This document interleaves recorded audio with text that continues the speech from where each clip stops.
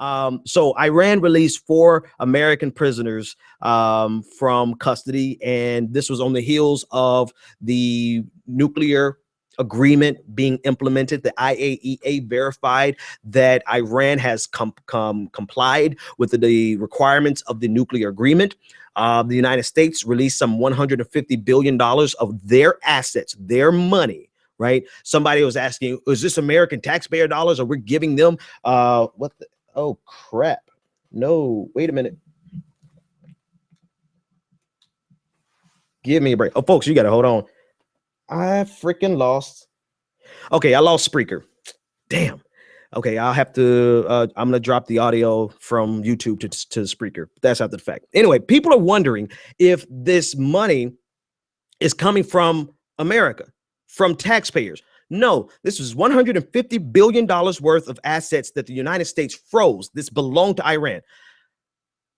But still, this was something that the Republicans were complaining about because they don't like the agreement in the first place, because it's coming from President Obama. And they were holding out these 4 American prisoners as a political football, as justification as to why this deal is horrible. Like, we have a deal with Iran, but they're still holding our prisoners, right? They're still holding our citizens. Well, the morning that the deal was actually implemented, the morning that these funds were released, this $150 billion with a B was released, they also released these 4 prisoners. So this has been a hell of a weekend for diplomacy. The fact that we did not have to put boots on the ground to stop a nuclear Iran.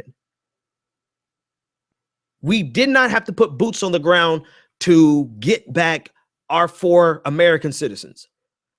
In fact, we have taken one step forward in reversing the 1979 Iranian revolution. Was it 79? Yeah, 79 Iranian student revolution led by the Ayatollah Khomeini. We're not going to fully reverse it, probably in our lifetime. It will probably be like Cuba, where in 50 years, we finally have open relations and we'll have an embassy in Iran. But this was the first step in moving us from the brink of war with Iran to saying Iran can be a player in the international system and not an enemy in the international system. It's not going to happen overnight. It's going to take a long time. It's going to take years of verification. They released our American citizens. But still, this was not enough for Republicans. Republicans had to do something. They contorted everything. They did everything they could to basically find a way to make this a negative thing. But there was nothing, not a bit of negativity inside of what happened this weekend. 4 Americans, the journalist, I believe, from the Washington Post, he's back. He's in Switzerland right now. I believe all of them are in Switzerland, with the exception of the 4th, who decided to remain inside of Iran. Brave man. There was a pastor of Iranian descent who was an American citizen. He's going to be reunited with his wife and his 2 kids, but still, Marco Rubio, Donald Trump, Chris Christie, they have to find a way to make this a bad thing on President Obama. Chris Christie, the hungriest of them all, wants to make this as something that shows how weak President Obama really is. I've been saying this, and I want to say this again, and I'm going to say this every time they show this ugly side of them.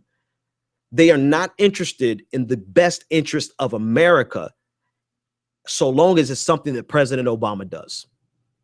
I would argue so long that anything someone does other than themselves, which is a clear trait of narcissism, right? They only think it's a positive for America if it comes on the heels of their activities. In other words, they have no vested interest in the success of America beyond their egos. And so they see this as a failure, even though this is a clear international victory. But let Chris Christie, Marco Rubio, and Donald Trump tell it this is a sign of President Obama's weakness. All right. Moving on.